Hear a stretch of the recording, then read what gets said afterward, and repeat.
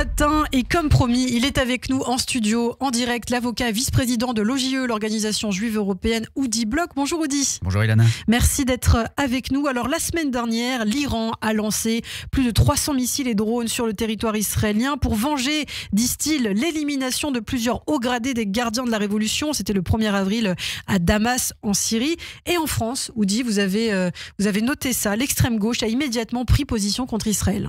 Et oui, la France insoumise, notamment, qui nous a gratifié de ses nombreuses analyses géopolitiques, toutes plus désespérément nulles les unes que les autres, au terme desquelles Israël aurait déclaré la guerre à l'Iran en bombardant une extension du consulat iranien à Damas. C'est faux, bien sûr.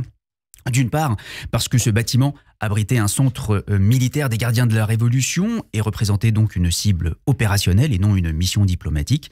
D'autre part, parce que Mohammad Zahedi, l'un des généraux tué à Damas, a joué un rôle crucial dans les massacres du 7 octobre. En témoigne l'hommage qui lui a été rendu par le Conseil de la coalition des forces de la révolution islamique, une organisation étroitement liée au guide suprême iranien. Enfin, parce que c'est l'Iran qui, dès 1979, s'est juré de détruire Israël, a créé le Hezbollah en 1982 pour s'en servir contre l'État hébreu et finance depuis des années les organisations terroristes palestiniennes comme le Hamas ou encore la milice Houthi au Yémen.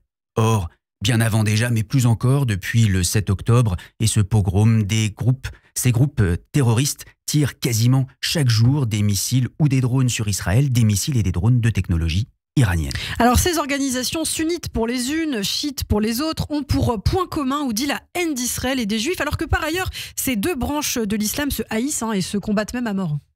Effectivement, et on l'a vu notamment avec les attentats de l'État islamique en Iran en 2017, en 2022 et encore en janvier 2024, près de 100 tués et 300 blessés lors de la commémoration de la mort de Qassem Soleimani qui avait été droné par les Américains en janvier 2020. Mais ils ont un autre point commun, c'est qu'ils se moquent tout autant de leur propre population. Le fait que Yahya Sinwar ait rejeté la proposition de trêve israélienne la nuit même de l'attaque iranienne en espérant que cette attaque déclenche un conflit régional immédiat, fût-ce au prix de nombreux morts palestiniens, en est un exemple parmi tant d'autres. Et c'est la même chose pour l'Iran. Lorsque les mollahs tirent 350 missiles et drones sur Israël où vivent plus de 2 millions d'Arabes, principalement musulmans, mais aussi chrétiens, druzes et autres, ils se moquent de savoir de quelle religion seront les victimes et si des musulmans, au cas particulier, seront tués. Le culte du martyr, surtout celui des autres, est partagé par les mollahs et le Hamas, qui fait la même chose de son côté. Et d'ailleurs, une petite fille bédouine de 8 ans a été très gravement blessée par un missile iranien. Autre exemple, lorsque les missiles iraniens visent Jérusalem, on a vu les images des interceptions par le dôme de fer, les mollahs ne s'inquiètent pas de savoir si les mosquées d'Al-Aqsa ou d'Omar seront détruites. Alors un dernier point, une dernière question et un motif d'espoir peut-être aussi, Udi, l'intervention de certains pays arabes. Est-ce que ça marque aussi un tournant dans la prise de conscience du danger iranien au Moyen-Orient selon vous ? Écoutez, l'intervention de certains pays arabes comme alliés objectifs d'Israël est multifactorielle.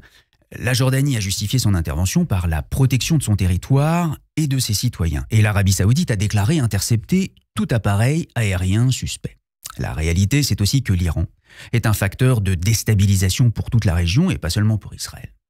En outre, ni la Jordanie, ni les Émirats arabes unis, ni l'Arabie saoudite qui a les Houthis à ses portes n'ont envie de voir l'Iran chiite prendre encore plus de pouvoir au prétexte de mener la lutte contre Israël. Parce qu'ils savent que l'appétit expansionniste de l'Iran, à travers ses différentes milices, ne s'arrêtera pas à Jérusalem. Cet Iran des mollahs est un poison contre lequel Israël se bat depuis 45 ans et on peut être sûr qu'il y aura une riposte stratégique à l'attaque de la semaine dernière. Alors, avec un front extérieur uni et cette jeunesse et ces femmes iraniennes qui se battent courageusement à l'intérieur, on est peut-être sur la bonne voie. Eh bien, merci beaucoup, Udi Bloch, avocat, vice-président de l'OJE, qu'on retrouve le jeudi, une semaine sur deux, également en podcast sur notre site internet radioj.fr et en vidéo sur notre chaîne YouTube. Ne bougez pas, justement, on parle de l'Iran, la riposte d'Israël contre la République islamique qui se fait attendre et l'Iran qui se prépare d'ailleurs en prévision des représailles israéliennes. Téhéran qui a annoncé hier avoir donné l'ordre aux forces aériennes et maritimes du pays d'escorter les navires marchands iraniens en mer Rouge. L'Iran qui a par ailleurs commencé à évacuer son personnel des bases en Syrie. Tous les officiers supérieurs des gardiens de la révolution et du Hezbollah ont quitté le pays. Selon le Wall Street Journal, des frappes israéliennes contre des intérêts iraniens en Syrie sont envisagées, beaucoup plus que des frappes directes en territoire iranien. Et bien sûr, aujourd'hui, le cabinet de guerre israélien a indiqué avoir défini ses cibles pour la contre-attaque. Pour l'instant, on ne sait pas quand, on ne sait pas où, on ne sait pas comment. L'armée qui attend le moment opportun pour frapper. Des discussions très vives aussi sur la scène internationale